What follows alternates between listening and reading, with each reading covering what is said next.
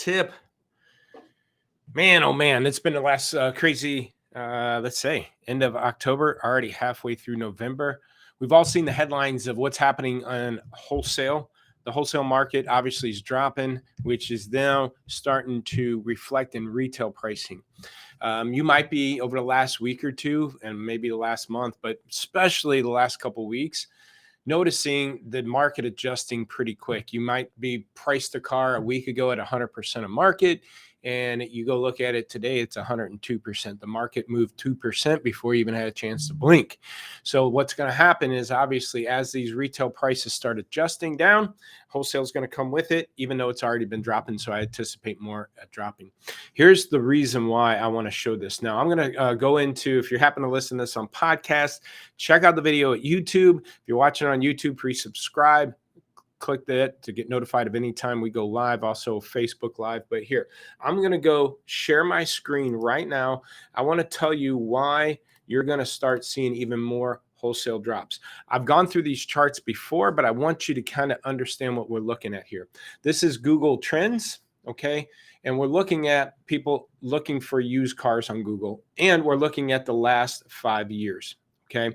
Now, we've tracked these patterns before. We've tracked them over close to 8-9 years now. And we also used to pull this data fresh from Auto Trader and Cars.com shopper activity. These metrics matched over those years as far as Google Trends. I've had people say that seems like a generic search. That doesn't, believe me, over the 9 years that we've tracked this data is accurate. But hear me now. Over the last 5 years, you're going to see 2017 in December, out of a scale of 100, the shopper index was at 57. December is always the valley of each year. What happens is it picks up going into February and March as we getting into tax season. And then it drops down usually in the spring as tax season ends and weather starts breaking and people start doing things. The traditional pre-COVID, you would sometimes see a July, August uptick in summer sales-a-thons and summer sales events, draws attention to car buying again. People start looking, and then it drops down through December. Notice this December was at 65. The previous December was 57. Everything's always stayed above 50% or 50 index.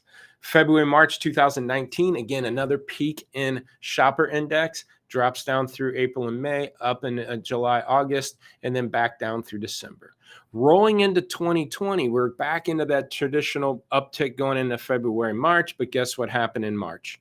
It dropped down to 46. Think about this. This is when we're locked in our basement. This is when I was spraying Lysol on myself after we got home from Walmart and stuff, right?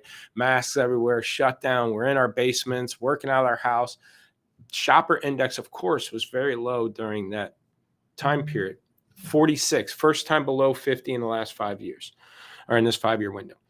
Now, picked up in June and because of things opened back up. But guess what? Went back through the normal pattern where it dropped off in December.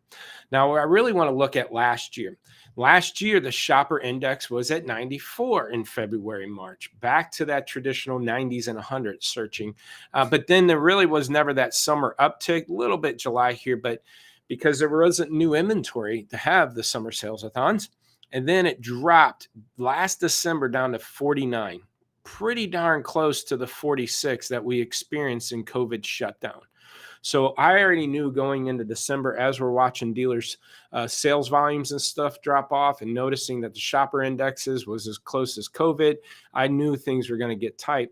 And I knew the tax season in the spring wasn't going to be that strong. Again, looking at dealers' volume, dealer sales rates, and the shopper indexes. This is at 82. That's 10 to 20% lower than any other January, February, or that February, March, shopper MP. It really dropped down going into the spring season.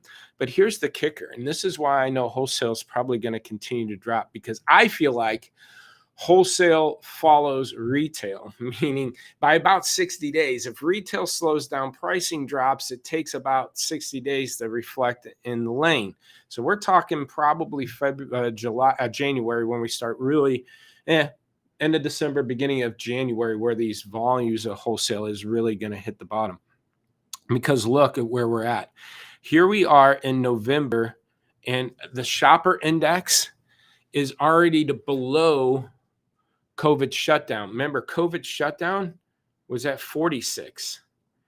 Okay. And then every year, the shopper index drops through December. Okay. It goes down to 56. December dropped down to 57 in 2017.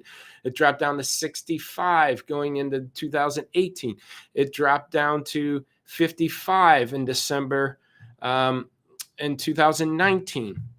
So if November is already below COVID shutdown, where is this shopper index going to be going into December? I think it's going to be in the 30s. Okay.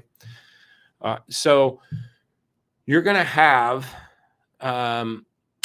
a really big drop off. And I'm going to come back to stop sharing here. You're going to have a pretty big drop off in shopper activity, which is going to continue to drop down pricing because the disciplined dealer is going to aggressively price the inventory to keep it moving. Disciplined dealer meaning they have an aging policy. They know they don't want to go into December and January with a 90-day-old car that they paid $1,000 or $2,000 more for 90 days ago. And they're going to be taking a $2,000 bath. They're going to be disciplined enough to drop their prices, to get their inventory moving, handle the leads that they're getting on these particular vehicles. That's the other kicker. You're going to get less leads.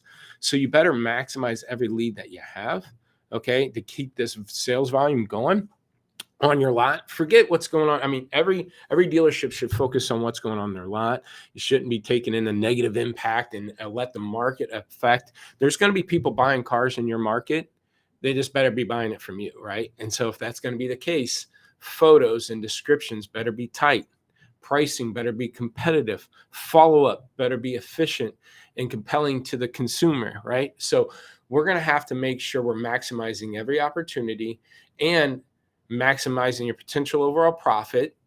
Pop, notice what I did there, potential overall profit, Lotpop. Maximize your potential overall profit, but don't make pricing be that lever.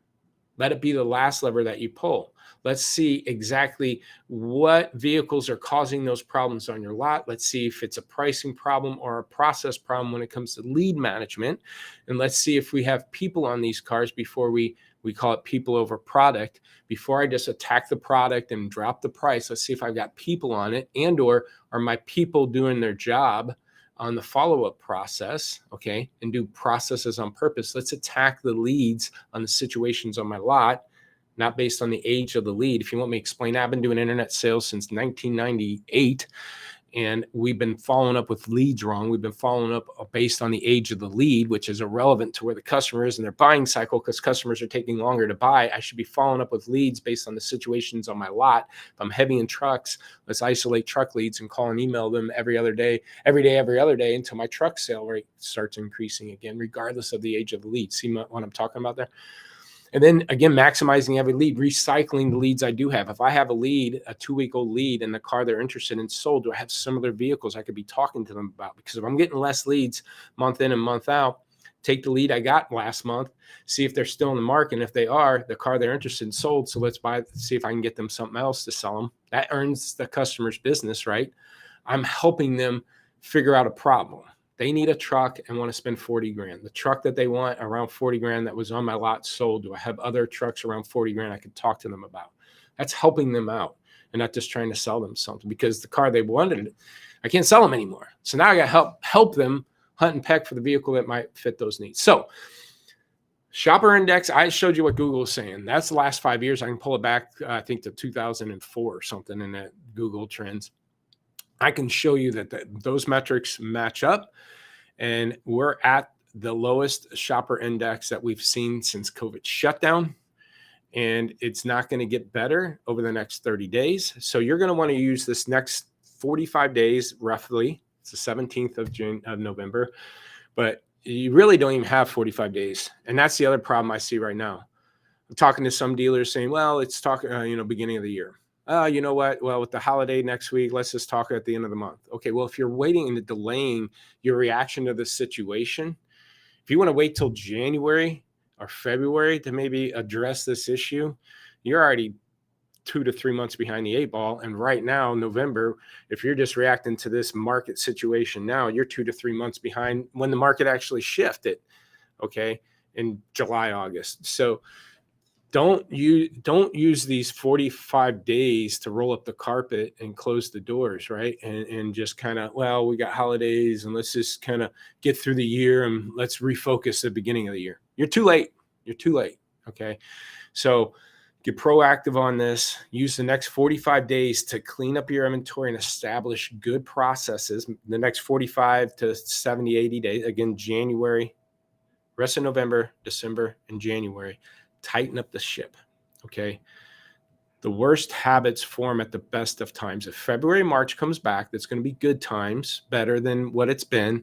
And we're going to have bad habits because people are coming in and buying cars and it makes it easy. And then we get into bad habits. So fine tune good habits going into these stronger months. So you have good habits in good months. You can be a buyer in January when the wholesales really dropped. You can buy a car, price it at the same as the guy on the 100-day-old car, and he's losing $2 or $3 grand, and you're making $1,500. You always want to be a buyer at current market values. So take advantage of discipline, clean up that inventory, be buying when this market really hits the bottom, which I think is going to be in that January range, December and January. Be a buyer at that point in time. Use these next 45 days to clean up the inventory, maximize the leads you're getting. If you'd like to see how we can help you with our lot walk tool, where we combine your CRM, we work with dozens of CRM, combine it with your inventory.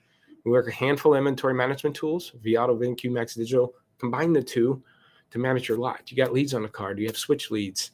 Are we heavy on the 2020s? Let's isolate 20 cars, isolate 2020 leads, call and email them, and help you manage your lot by doing your lot walk. We can help you there at lotpop.com. I hope this tip was helpful.